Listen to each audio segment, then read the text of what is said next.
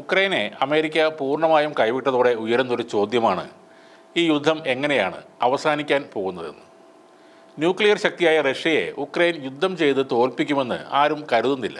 ബ്രിട്ടനും ഫ്രാൻസും ഉക്രൈൻ്റെ കൂടെ നിന്നാലും ന്യൂക്ലിയർ പവറിൽ റഷ്യയെ മറികടക്കാൻ കഴിയില്ലെന്നത് ഒരു യാഥാർത്ഥ്യമാണ്.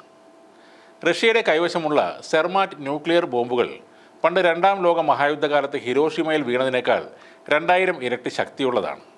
ഇങ്ങനെ മാരകമായ പ്രഹരശേഷിയുള്ള 6000 ബോംബുകൾ അവരുടെ കയ്യിലുണ്ട്. അങ്ങനെയുള്ള റഷ്യ ഒരു വർഷം കൂടി ഈ യുദ്ധം നീണ്ടുപോയാലും ഉക്രൈനിൻ്റെ മുന്നിൽ വന്ന് ഒരു സന്ധിക്കായി അപേക്ഷിക്കുമെന്ന് യൂറോപ്യൻ യൂണിയൻ കരുതുന്നത് ശുദ്ധ മണ്ടത്തരമാണ്.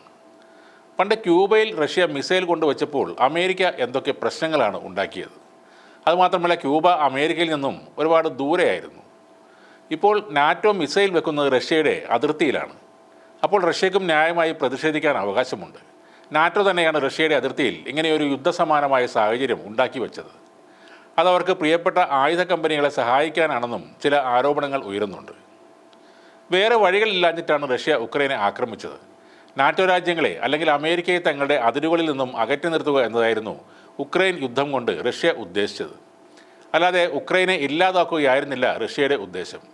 അങ്ങനെയാണെങ്കിൽ ഒരൊറ്റ ദിവസം കൊണ്ട് പുടിൻ ഉക്രൈനെ ചാരമാക്കി മാറ്റിയേനെ. 1991 സോവിയറ്റ് യൂണിയൻ ഇല്ലാതെയാവുമ്പോൾ നാറ്റോ തങ്ങളുടെ ഇപ്പോഴത്തെ സ്ഥാനത്ത് നിന്നും ഒരിഞ്ച് പോലും റഷ്യയുടെ അതിരിനടുത്തേക്ക് വരില്ല എന്ന ഉടമ്പടി ഉണ്ടായിരുന്നു. എന്നാൽ ഈ ഉടമ്പടി തെറ്റിച്ചുകൊണ്ട് 1994 ബിൽ ക്ലിൻ്റൺ നാറ്റോയുടെ കിഴക്കോട്ടുള്ള വ്യാപനത്തിന് വഴിതെളിച്ചു. 99 ഹംഗറി, പോളണ്ട്, ചെക്ക് എന്നീ രാജ്യങ്ങൾ നാറ്റോയിൽ അംഗങ്ങളായി.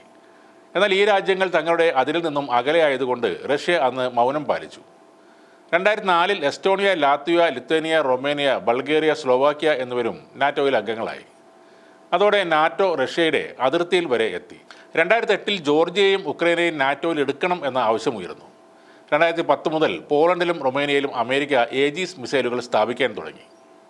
കരിങ്കടലിൽ എല്ലാ വശത്തും നാറ്റോ തങ്ങളെ പൂട്ടുന്നത് കണ്ടപ്പോൾ 2010 റഷ്യ ഉക്രൈനോട് കരിങ്കടലിലെ സേവാസ്റ്റോപോൾ തുറമുഖം തങ്ങൾക്ക് നേവൽ ബേസ് തുടങ്ങാനായി ലീസിന് തരണമെന്ന് പറഞ്ഞിരുന്നു. 2014 അന്നത്തെ ഉക്രൈനിയൻ പ്രസിഡന്റായിരുന്ന യാനുകോവിച്ചിനെ പുറത്താക്കാൻ അമേരിക്ക ശ്രമം തുടങ്ങി. 2022 തങ്ങൾ ഇഷ്ടമുള്ളയിടത്ത് മിസൈൽ സ്ഥാപിക്കുമെന്ന് ആന്റണി ബ്ലിങ്കൻ റഷ്യൻ വിദേശകാര്യമന്ത്രി സെർജി ലാവ്റോവിനോട് പറയുകയും ചെയ്തു. അങ്ങനെ നാറ്റോ തങ്ങളുടെ അതിരുകളിലെത്തിയപ്പോൾ പേടിച്ചിട്ട് തന്നെയാണ് 2022 റഷ്യ ഉക്രൈനെ ആക്രമിക്കുന്നത്.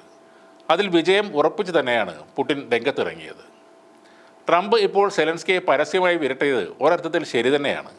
ഒരു യുദ്ധം നിർത്താൻ അതിൽ ബലം കുറഞ്ഞവനെ ഒന്ന് പേടിപ്പിക്കുക എന്നതും ഒരു തന്ത്രമാണ്. നമ്മുടെ മുന്നിൽ വെച്ചൊരു ദുർബലനെ ഒരു ശക്തൻ ആക്രമിക്കുന്നത് കണ്ടാൽ ആരും ആ ശക്തൻ്റെ കൂടെ നിൽക്കാറില്ല. എന്നാൽ ഒരു തെമ്മാടിയെ, ഒരു പ്രശ്നക്കാരനെ ഒരു ശക്തൻ ആക്രമിച്ചാൽ അയാളുടെ കൂടെയാവും ഭൂരിപക്ഷവും നിലകൊള്ളുന്നത്.